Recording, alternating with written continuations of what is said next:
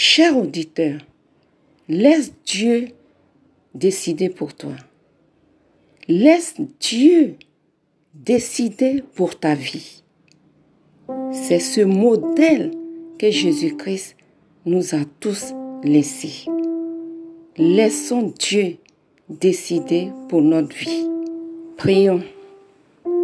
Père très saint, c'est au nom de Jésus-Christ que nous venons devant ta face pour te dire merci pour la vie que tu nous donnes chaque jour, l'existence que tu nous donnes chaque jour, la capacité de parler, de réfléchir, de marcher, tout ce que tu nous donnes de faire chaque jour.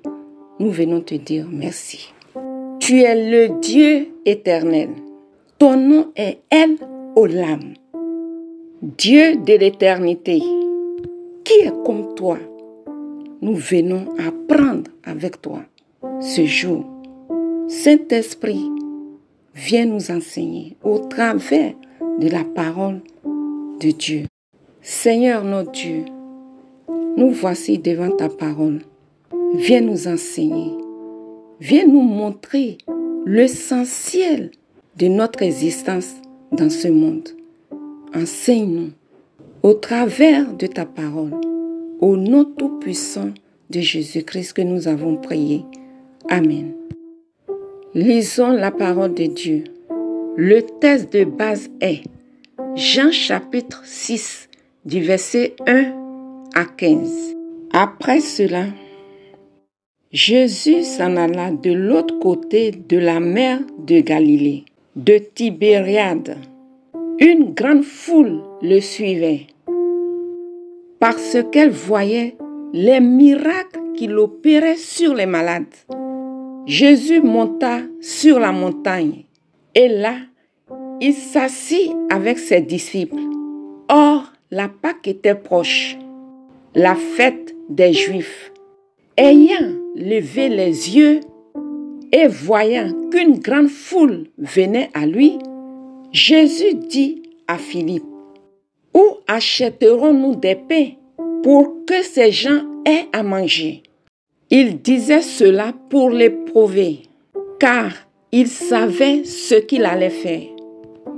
Philippe lui répondit, « Les pains qu'on aurait pour 200 deniers ne suffiraient pas pour que chacun en reçoive un peu. » Un de ses disciples, André, frère de Simon-Pierre, lui dit, « Il y a ici un jeune garçon qui a 5 pains d'orge et 2 poissons. Mais qu'est-ce que cela pour tant de gens ?» Jésus dit, « Faites-les asseoir. » Il y avait dans ce lieu beaucoup d'herbes. Ils s'assirent donc au nombre d'environ 5000 hommes.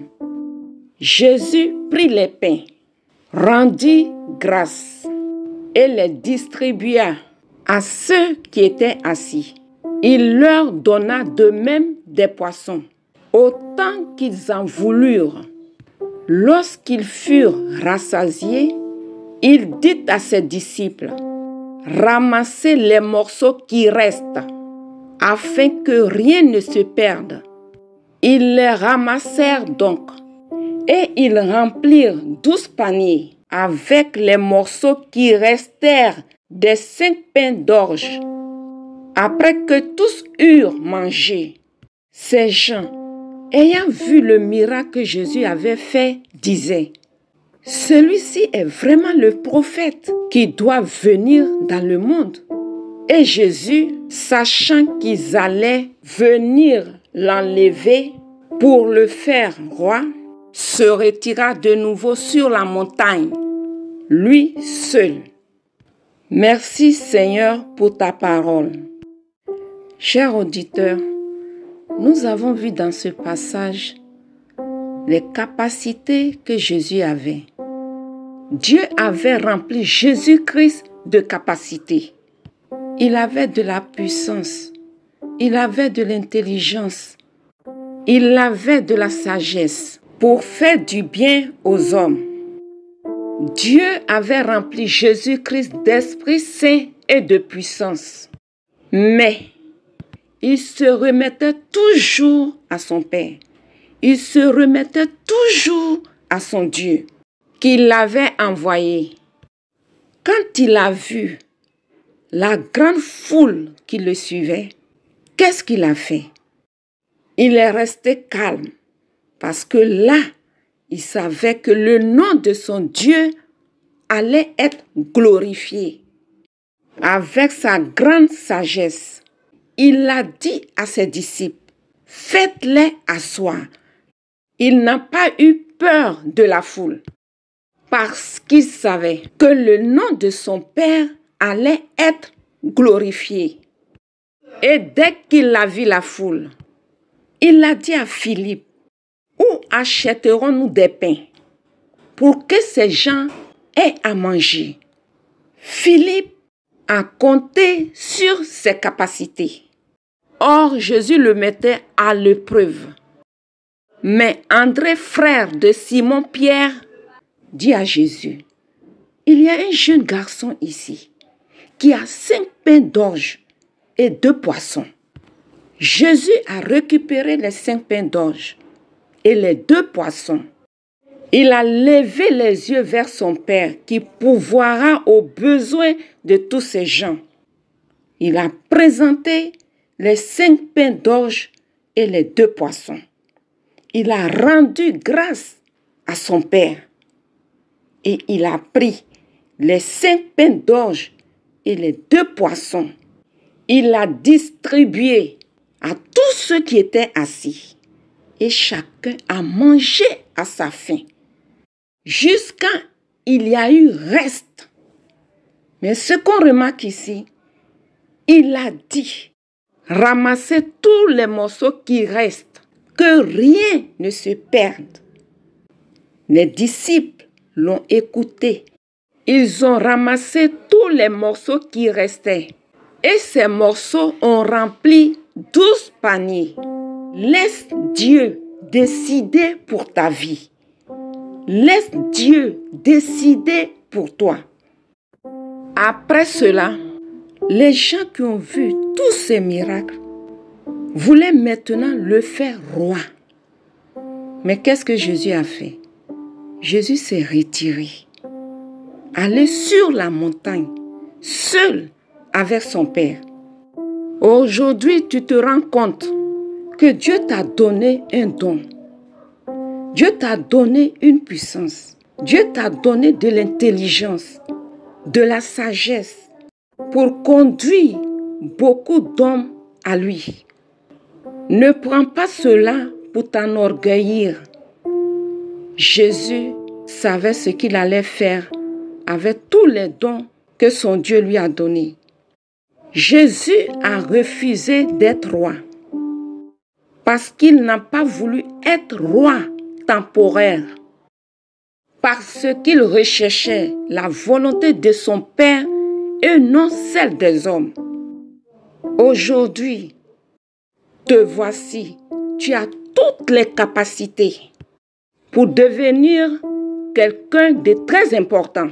Avec ce que tu as, tu peux être élevé, tu peux être quelqu'un de très important dans ta famille, dans ton village, dans ton pays. Tu peux avoir beaucoup de propositions.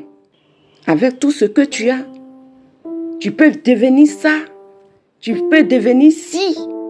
Fais attention. Jésus n'a pas accepté la royauté qui lui avait été proposée parce qu'il recherchait une royauté éternelle. Parce que la royauté terrestre est limitée. Mais la royauté éternelle est pour l'éternité. La gloire qui vient de Dieu n'a pas de limite. Elle est éternelle. Et c'est ce que Jésus a recherché. On va dire que au temps de Jésus, il y avait la gloire.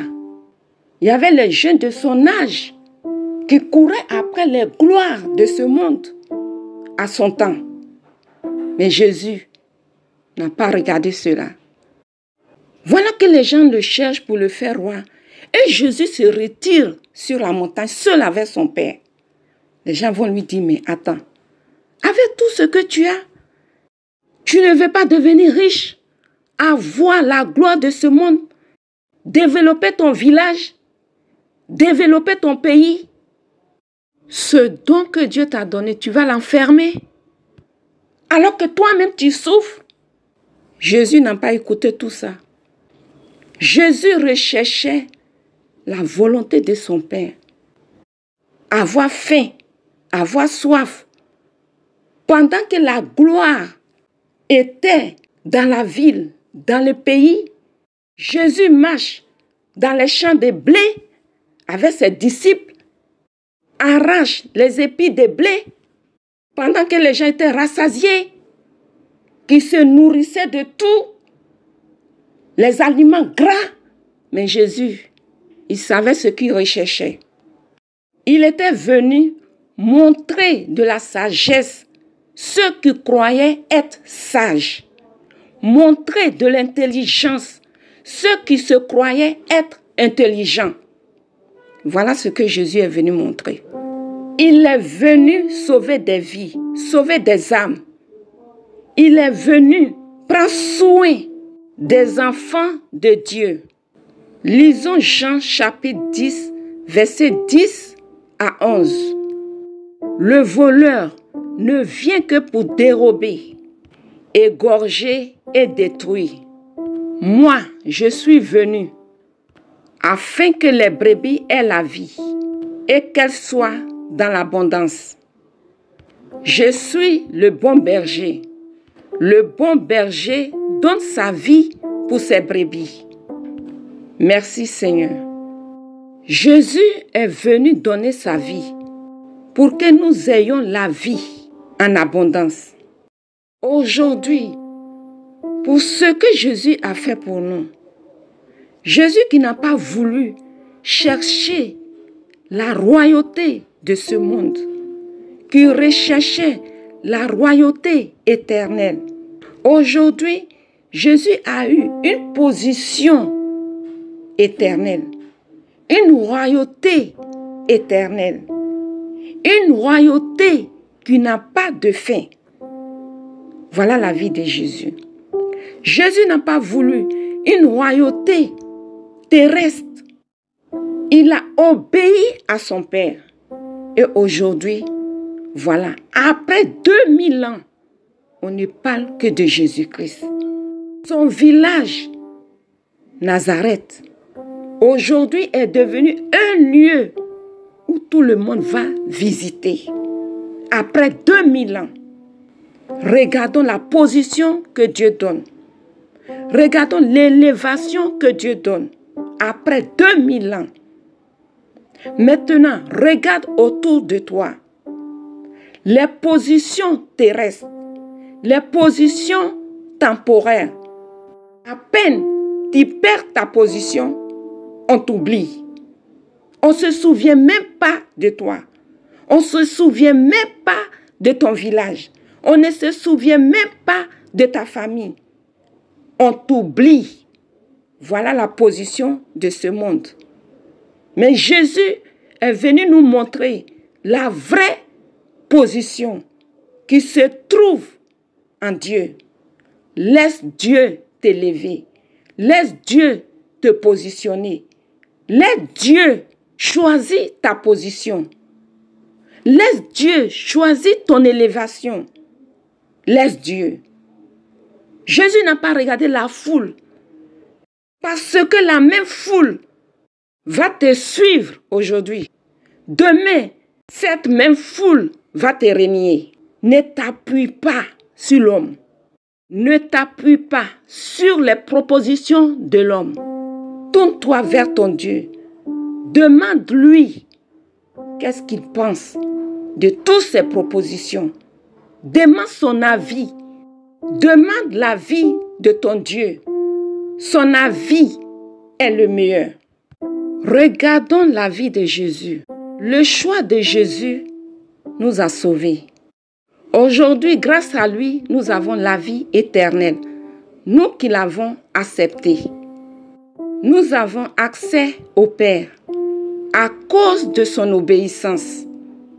Quand nous voyons la vie de Saint Paul, avant sa rencontre avec le Seigneur et après sa rencontre avec le Seigneur, nous voyons cela dans Philippiens 3, 7 à 8.